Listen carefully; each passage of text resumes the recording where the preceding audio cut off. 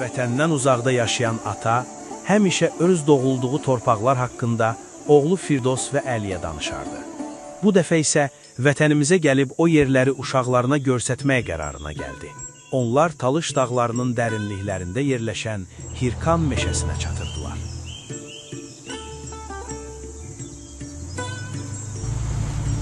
Ata, nə qədər qalıb?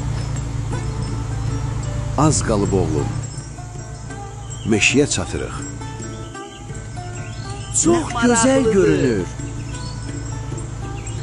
Hələ bu harasıdır? Orada əfsanələr hələ də nəfəs alır.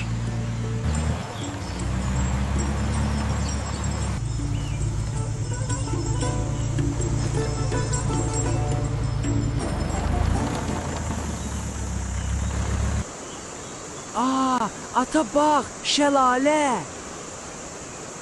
Bu, məşhur Şırşır şəlaləsidir.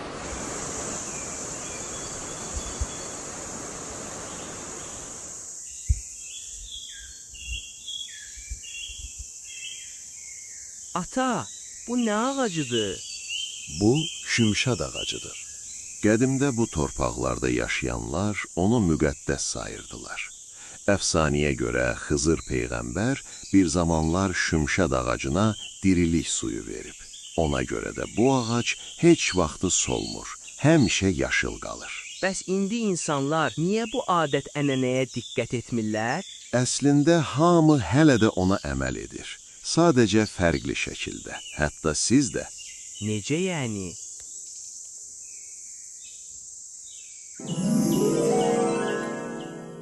Oğullarım, çox qədim zamanlarda Zərdüştlük dövründən bu yana bizim torpaqlarda Yelda və ya Çillə gecəsi adlanan bir bayram vardı. Bu gecə ilin ən uzun gecəsi qış gün dönümü idi. İnsanlar inanırdılar ki, həmin gecədən sonra işıq qaranlığı məğlub edir. Günlər uzanır, günəş yenidən doğulur.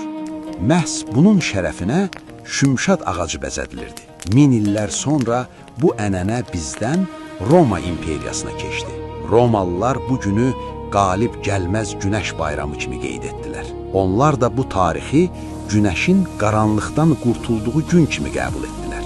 Bizim qədim şümşad ağacının yerinə Romalılar özlərində bitən şam ağacını bəzəyirdilər.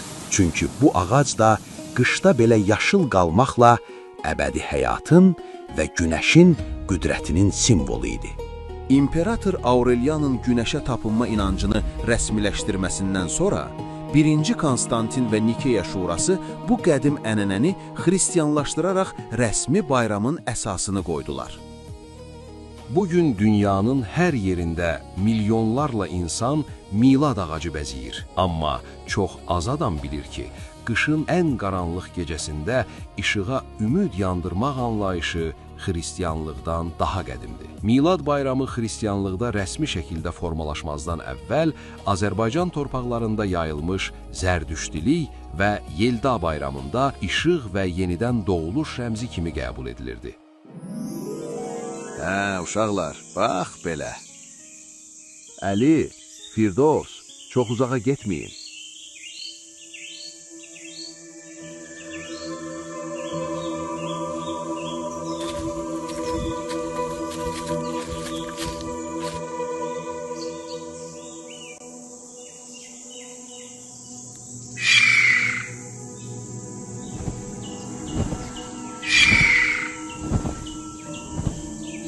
Qorxuram.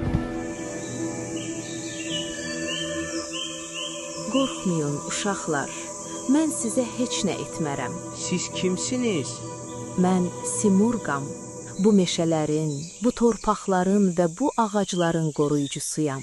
Simurq, əfsanələrdəki quş sizsiniz?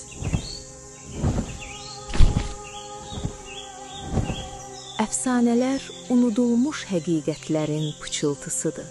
Mən bir zamanlar insanlarla birgə idim. Onlara ağacların dilini, suyun sirrini, odun hikmətini öyrədirdim. Amma insanlar qulaq asmağı unutdular. Mən isə bu dağların dərinliklərinə çəkildim. Bəs indi niyə bizə göründünüz? Çünki siz hələ inanmağı bacarırsınız. bu torpağın ruhu sizə çağırış göndərdi. Baxın, uşaqlar, bu torpaqlarda bir zamanlar dünyanın ilk alovunu qoruyan insanlar yaşayırdı. Onlar günəşi, suyu və torpağı müqəddəs bilirdilər. Hər daş, hər ağac bir dua idi. Hər şey canlıymış. Hələ də canlıdır. Sadəcə insanlar eşitməyi unutdular. Amma sizin kimi ürəklər hələ dinləyə bilir. Uşaqlar, bu torpaqların hər daşında bir hekayə yatır. Bir zamanlar bu torpaqlarda Babək Xürrəmdin ədalət üçün döyüşürdü. O öz qırmızı bayrağını qaldırıb bərabərlik və ədalət üçün simvol etmişdi. Zərdüşt bu dağların qoynunda od yandırıb insanlara haqqı tanıtdı. İbn Sina və Nəsirəddin Tusi bu torpaqlarda elmin nurunu yandırdılar. Mən Şah İsmayılı qorudum. Onun babası Şeyx Zahidin torpaqlarında, Hirkanda gözətlədim. O, mərdlik və cəsarət odunu bir millətin çırağına çevirdi. Mən Həzi Aslanovu tanıdım. Onun necə qəhrəman olduğunu vaxt gələndə gördüm. Mən Pəncəli Teymurovu tanıdım. O, bu torpağın şərəfini canı ilə qorudu. Və mən yüzlərlə adını demədiyim oğulları da gördüm. Vətən xəritədə çəkilmiş torpaq deyil. Vətən insanın içində yanan oddur. Bu od 1000 illərdir sönməyib, nə tufanla, nə zülümlə. Çünki bu od torpaqdan deyil, ruhdan yanır.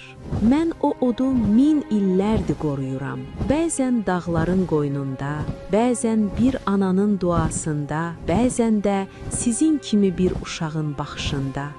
Gələcək sizdən başlayır. Qəhrəmanlıq təkcə döyüşdə olmur, torpağını, ağacını, dilini, hətta bir quşu belə qoruyan o da qəhrəmandır. Qoruyun bu torpağı, qoruyun onun ruhunu.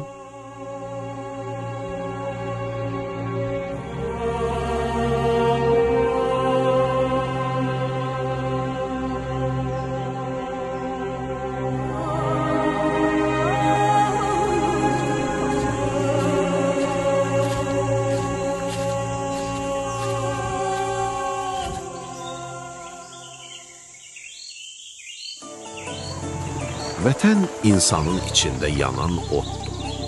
Ona görə bu diyarın adı Azərbaycan, odlar yurdudur. Çünki buradakı od yalnız torpaqdan deyil, insanın ruhundan yanır.